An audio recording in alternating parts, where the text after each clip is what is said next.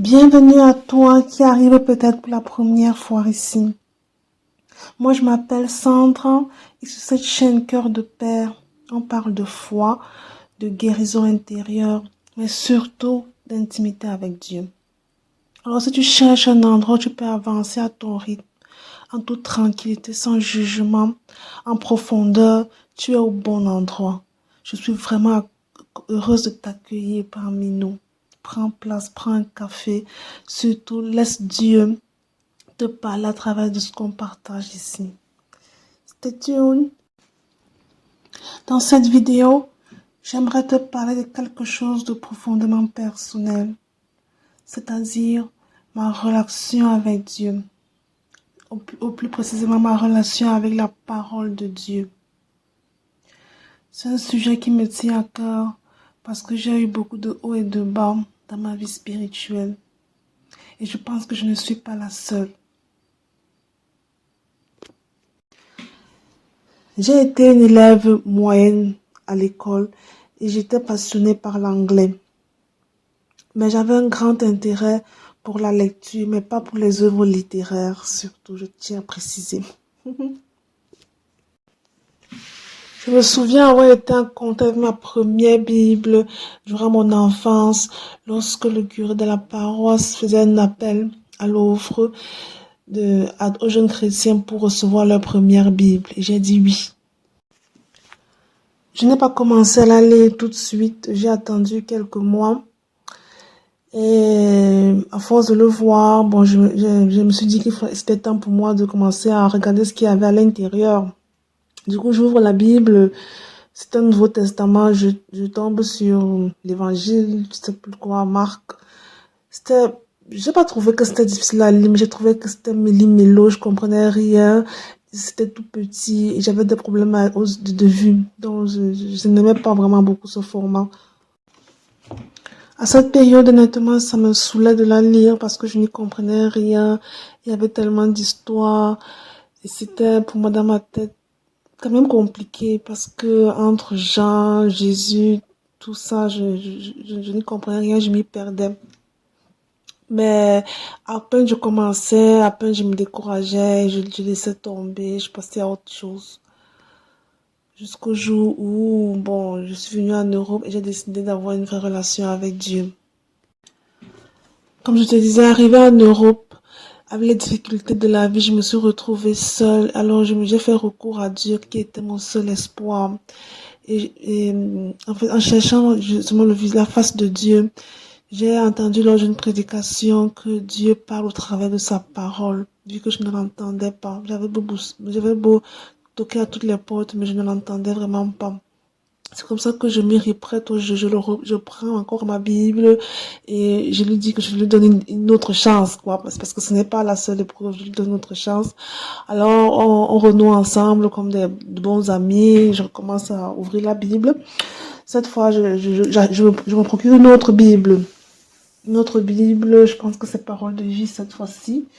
Et je commence à lire les évangiles. Bon, à première vue, elle paraît simple, je comprends littéralement ce qui est écrit. Mais jusque-là, je ne vais pas, ça ne porte pas une révélation pour moi. Mais j'aime quand même, je commence à apprécier sa lecture. Puis un jour, tout a basculé dans ma vie.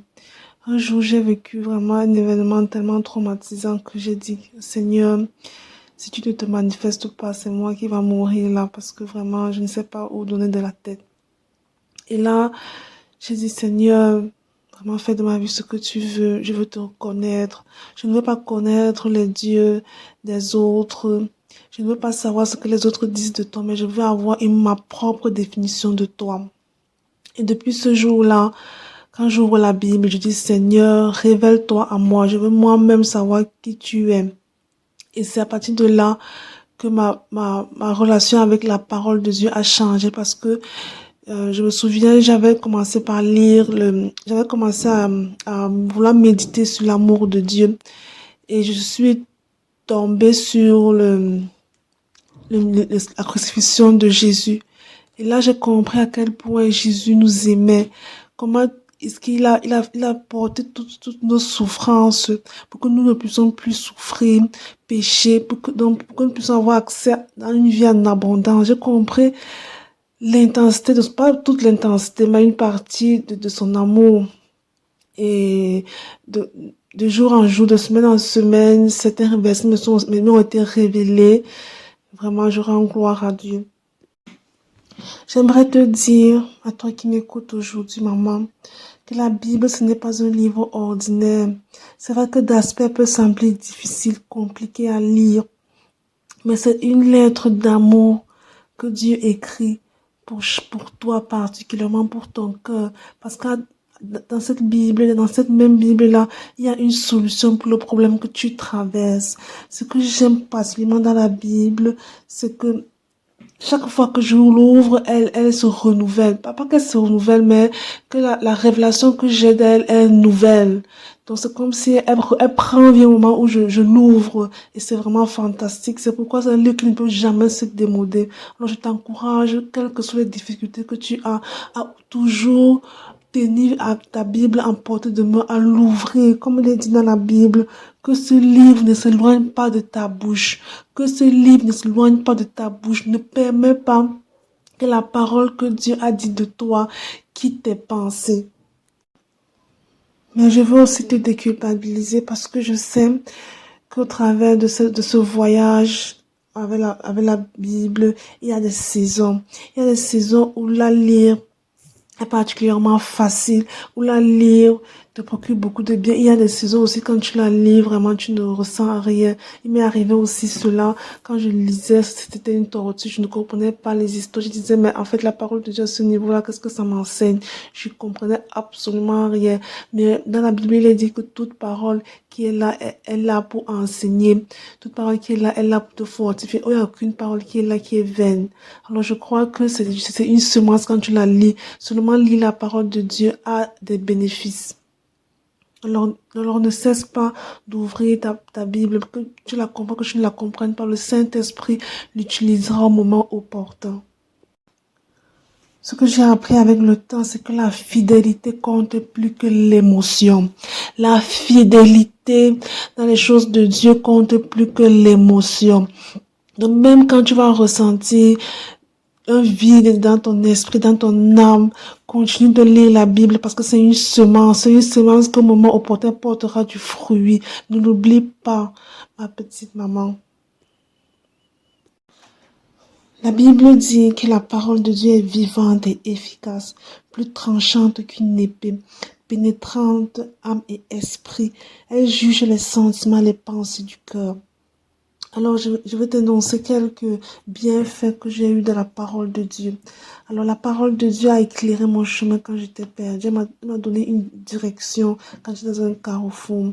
Parce qu'il est écrit dans Psaume 119, ta parole est une lampe à mes pieds et une lumière sur mon sentier. Parfois, dans la vie, on peut se trouver devant des directions qui sont bonnes, mais on ne sait pas quoi choisir. Alors la parole de Dieu te dira quelle est la meilleure pour moi parce que c'est notre GPS spirituel. Elle m'a fortifiée quand je traversais des tempêtes, des situations difficiles. Elle était là pour me redonner de la force, donner du courage pour que je tienne bon, que j'aille de l'avant. Donc la parole de Dieu pour moi était une source d'encouragement. Et si je peux te donner vraiment ma clé, je me sers aussi de ça beaucoup pour encourager les autres. Dans ce monde où on ne sait plus qu'est-ce qui est bien, qu'est-ce qui est mal, qui est rempli de doutes, de mensonges, la parole de Dieu vient faire le tamis, vient faire table rase et vient rapporter la lumière, ce qui est vraiment bon. Et c'est pour ça qu'il est dit dans la Bible qu'on ne doit pas se conformer au siècle présent. Cette parole-là vraiment change ta perspective. Si tu pensais que Nagari fait une telle chose était bonne, au travers de la parole, tu peux te rendre compte qu'effectivement, ce n'est pas la volonté de Dieu. La paix, vraiment la paix. Avec la parole de Dieu, j'ai reçu vraiment beaucoup de paix. Il suffisait juste que je lise le psaume 23 dont je t'ai déjà partagé une des méditations que j'ai eues. Je reçois de la paix, vraiment. La parole de Dieu, c'est un baume de guérison. Aussi un baume de guérison pour nos cœurs, nos émotions, nos âmes. Vraiment, elle m'a guéri du rejet que j'ai ressenti pendant de très longues années. La parole de Dieu est un allié, c'est ton allié dans chaque combat, ta source dans chaque désert, ton réconfort dans la douleur. Ne l'oublie pas, maman. Ne l'oublie pas, ma lady. Quand tu te sens seul, ouvre ta Bible, tu verras comment Jésus, le Père, le Saint-Esprit descendent sur toi pour t'accompagner. Prends ce temps de le lire, de le méditer et n'hésite pas de le proclamer. Tu verras comment ta vie sera transformée de jour en jour. Moi, je vois comment la parole fait des merveilles dans ma vie. Avant de prier, j'aimerais que tu me dises en commentaire si tu souhaites que je te partage une méthode très simple et pratique pour pouvoir lire et méditer la Bible. Et j'aimerais aussi te laisser un petit exercice à pouvoir t'efforcer, moi comme toi, à pouvoir ouvrir nos Bibles tous les jours, au moins une fois dans la journée, même si ne serait-ce qu'un seul verset, qu'on puisse la lire. Ma prière est qu'aujourd'hui, le cœur de la lady qui m'écoute en ce moment puisse battre pour la parole de Dieu. Je veux qu'il y ait en elle ce feu dévorant pour pouvoir lire la Bible, Seigneur. Que cet amour de la Bible naisse dans son cœur. Que tu puisses l'appeler au travers de la Bible. Que tu puisses lui révéler des choses cachées pour sa vie et pour ses enfants, pour sa progéniture future et à venir. Seigneur, manifeste-toi dans sa vie au travers de la parole. Seigneur Jésus, nous voulons te rencontrer. Et tu as dit qu'au travers de la parole, tout y est écrit. Tout est accompli déjà. Tu as déjà tout fait, Seigneur Jésus. Donne-nous cette force, cet engouement et cette fidélité-là à pouvoir te chercher au travers de la parole, Seigneur. Rien n'est impossible. Nous pouvons surpasser les difficultés de la lecture. Oh Saint-Esprit, Saint-Esprit, nous avons besoin de ton aide pour pouvoir lire toute cette Bible. Sans toi, nous ne pouvons pas avancer. Oui, que le temps ne soit pas un obstacle, que les difficultés non plus, que toi seul Seigneur, tu règnes dans nos vies.